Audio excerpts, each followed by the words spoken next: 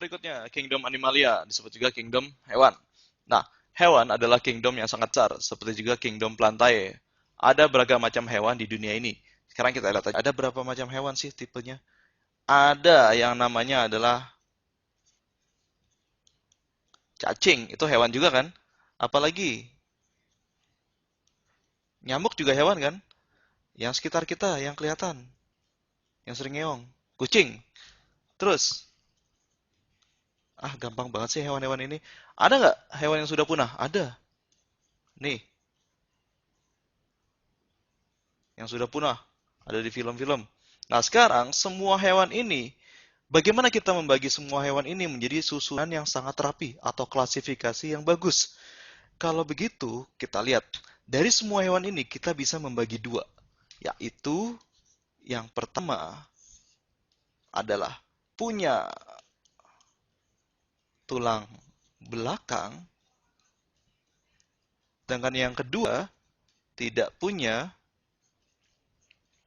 ini lambang tidak punya ya, tidak ada tulang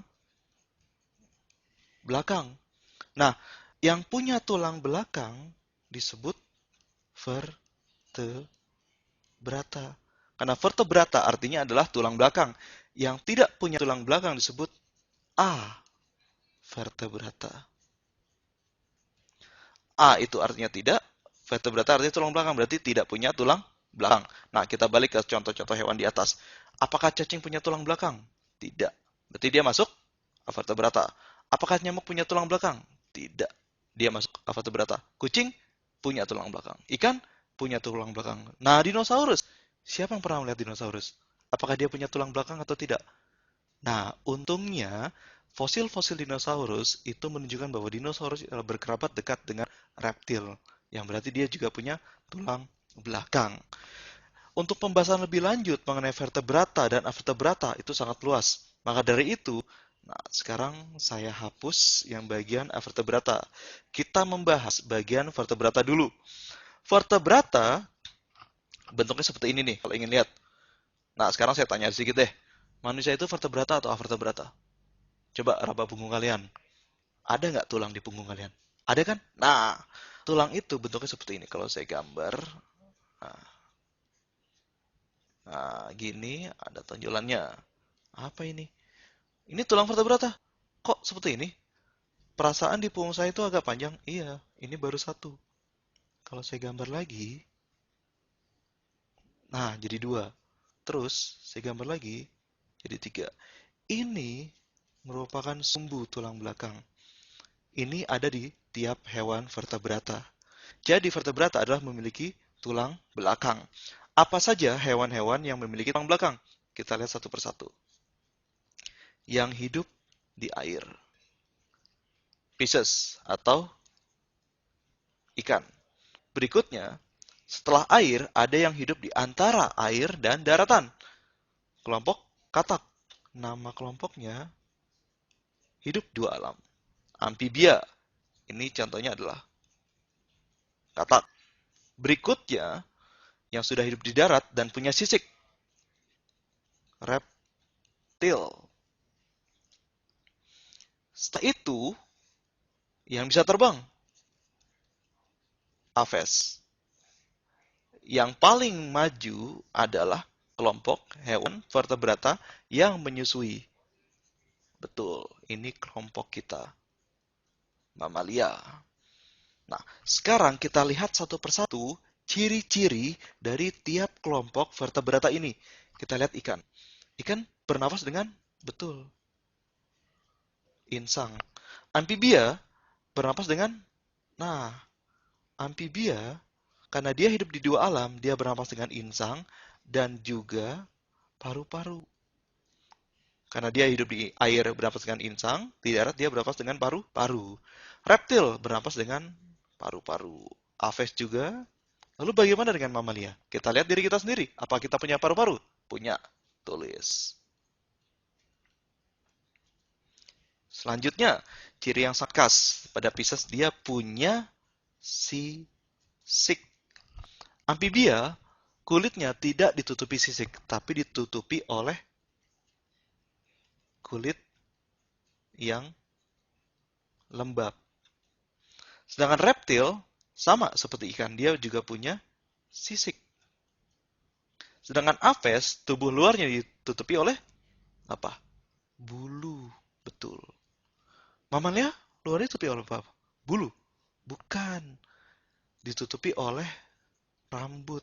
Ingat ya, bulu itu hanya untuk aves, sedangkan pada mamalia yang sering kita sebut, wah, tangan saya bulunya banyak. Bukan, tapi banyak rambutnya. Oke, kalau saya bagi berdasarkan ini, seperti ini. 5 kelompok hewan ini adalah kelompok vertebrata. Saya ulangi lagi, Animalia adalah suatu kingdom yang besar. Dibagi dua, yang bertulang belakang disebut vertebrata, dan tidak bertulang belakang disebut avertebrata. Vertebrata sendiri terdiri dari ikan yang hidup di air, bernafas dengan insang, amfibia yang hidup di dua alam, bernafas dengan insang dan paru-paru, reptil yang hidup di darat, ada juga sih yang di air, tapi biasanya dia mempunyai paru-paru. Aves mempunyai paru-paru, mamalia juga punya paru-paru. Ada yang belum saya jelaskan di sini, yaitu cara reproduksi. Nah, kita hapus sedikit. Gambar tulang belakang ini kita hapus. Lalu, nah, ada 3 cara bagaimana hewan-hewan vertebrata ini berkembang biak. 1, dengan cara bertelur. Yang kedua, melahirkan anak. Apa? Yang ketiga, campuran ketiganya. Bertelur dan beranak. Lebih baik kita cari bahasa biologinya. Bertelur itu namanya adalah ovipar, dan beranak adalah vivipar. Sedangkan bertelur dan beranak campuran keduanya dinamakan ovovivipar. Loh, memang ada contoh hewan yang bertelur dan beranak? Ada. Contohnya hewannya adalah platypus. Mamalia berparuh bebek.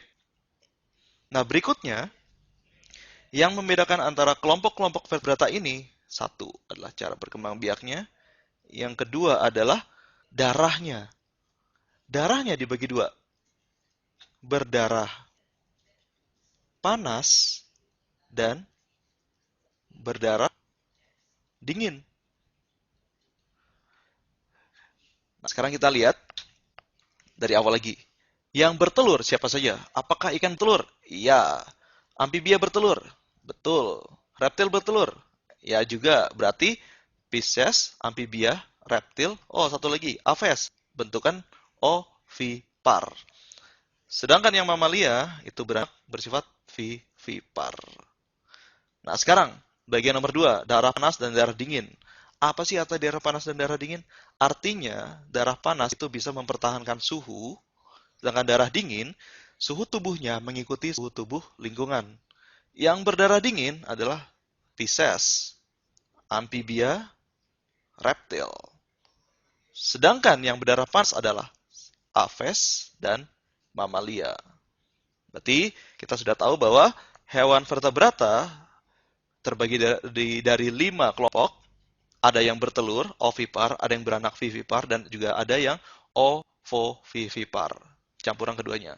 Dan ada juga yang bersifat darah panas, artinya bisa mempertahankan suhu tubuh, berbeda dengan suhu lingkungan. Ada juga yang tidak bisa mempertahankan suhu tubuhnya dengan suhu lingkungan, artinya dia mengikuti suhu lingkungan. Oke, sampai sini kita cukupkan pembahasan tentang vertebrata.